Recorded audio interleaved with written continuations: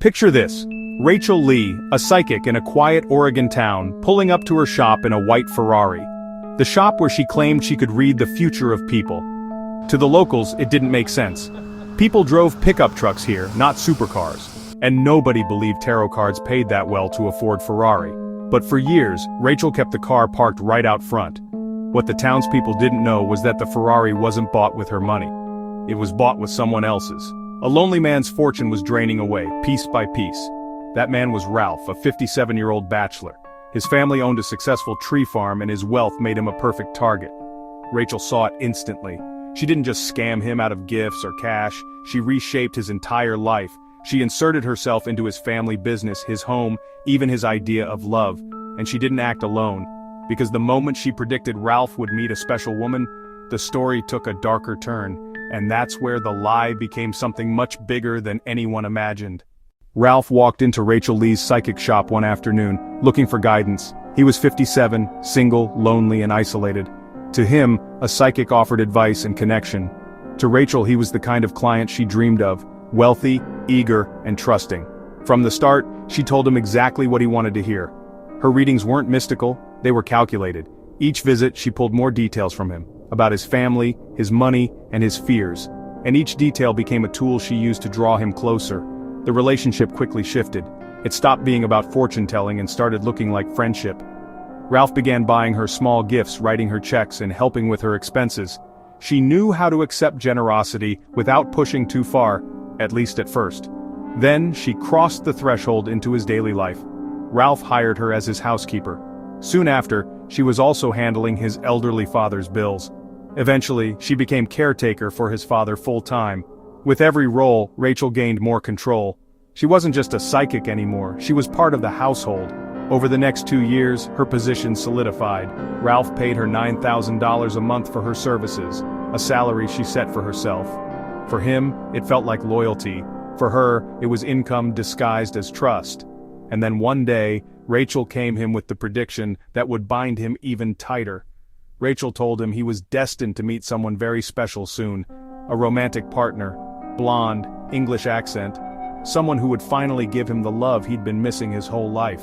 To Ralph it sounded like dream come true, and not long after, the prediction seemed to come true. One day, Ralph was at Portland International Airport. A woman with blonde hair and a crisp English accent walked up and started talking to him. Her name, she said, was Mary Marx. She claimed to be an exchange student in her 20s living in California. She laughed at his jokes. She seemed genuinely interested. For Ralph, who had spent decades alone, it was like lightning struck. They exchanged numbers. The calls started almost immediately. Ralph in Oregon, Mary in California, hours on the phone, late into the night. The distance didn't matter, not to him. 2 years later they married. It was a quick wedding, arranged to help her secure a visa. Ralph didn't care. He had never been married before. For him, the ceremony meant everything.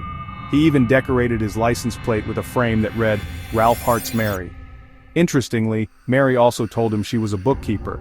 Because of this, Ralph started giving her with tasks in the family business. Soon she was handling bookkeeping alongside Rachel, who by then was already deeply embedded in his finances. Together, the two women had full access to Ralph's wealth. But while Ralph was celebrating his first taste of love, Rachel and Mary were celebrating something else: control.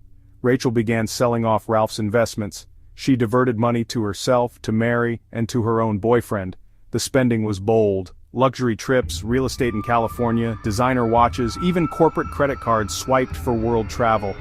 It was no longer a psychic's hustle, it was a full-scale takeover. And Ralph? He saw only what they wanted him to see. He thought he had a wife, a friend, and a family. He thought he had finally built the life he had been missing. But he didn't know the most important detail about Mary Marx. For years, Ralph strongly believed he had found love. He believed Mary Marx was his wife, his partner, but none of it was real. The truth? Mary Marx was not some 20-something exchange student. She was Rachel Lee's biological daughter. Her blonde hair was a wig, her English accent was fake, even her name was a makeup. When she first met Ralph at the airport, she wasn't in her 20s. She was just 17 years old. By the time they married, she was 19. The paperwork for their marriage was never filed. On paper, the union didn't exist. To Ralph, though, it felt real. He had the ring, the license plate frame, and the daily phone calls. He thought he had finally found family. Mary deepened the illusion with the promise of a child. Ralph had always wanted to be a father. He and Mary agreed to try IVF. Since they had never been intimate, she asked him to provide a sample. She claimed she would take it to a doctor in California. Months later, she returned pregnant, and when the baby was born, she introduced him to Ralph as his son.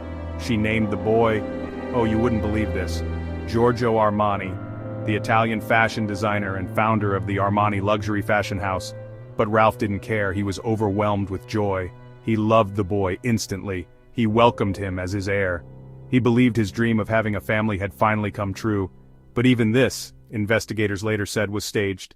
Mary's pregnancy wasn't through Ralph, and the baby she brought to Oregon wasn't hers either. According to reports, she borrowed the infant from a family member and presented him as Ralph's child. It was deception on every level: marriage, motherhood, identity, and Ralph accepted it all. Yet the fraud didn't stop with family. Things get much worse for Ralph from then on. Ralph's father passed away. Everything changed. The family's successful tree farm, the business that had supported them for decades, now belonged to Ralph. It was more than just land, it was legacy. It was the proof of his family's hard work. Rachel Lee was still managing his finances at that point, and she saw her golden opportunity. She told Ralph that he was broke. She told him he owed inheritance taxes so large that the only way to pay them was to sell the farm. Of course, it wasn't true, but Ralph trusted her completely. He believed her every word. So he sold the tree farm. The sale brought in $122 million. To Ralph, it felt like a sacrifice, giving up the land to save his finances. To Rachel, it was a jackpot. She began spending immediately. Another psychic shop, properties in California, designer watches, exotic cars, even gifts for her boyfriend, who enjoyed the sudden luxury as much as she did. Meanwhile, Ralph thought his money was being managed responsibly. He thought Rachel was guiding him, protecting him. In reality, she was draining him. And while millions vanished, the people in town started noticing things that didn't add up. Oregon's small towns are places where neighbors know each other's well. People notice when someone new moves in, when a truck changes hands, when a business looks busier than usual. So when Rachel Lee's psychic shop suddenly had a white Ferrari parked outside, it didn't take long for the gossip to start. Psychics in these towns didn't make that kind of money. Most people drove pickups, not six-figure sports cars. To locals, it screamed that something was off. Word spread quickly, and soon the police were listening too. Investigators subpoenaed Ralph's financial records. What they found looked impossible. Real estate purchases, luxury trips, European vacations, a Bentley, a Ferrari, all in Ralph's name. When officers asked him about it, he was stunned. "No," he said, "I never bought a Ferrari.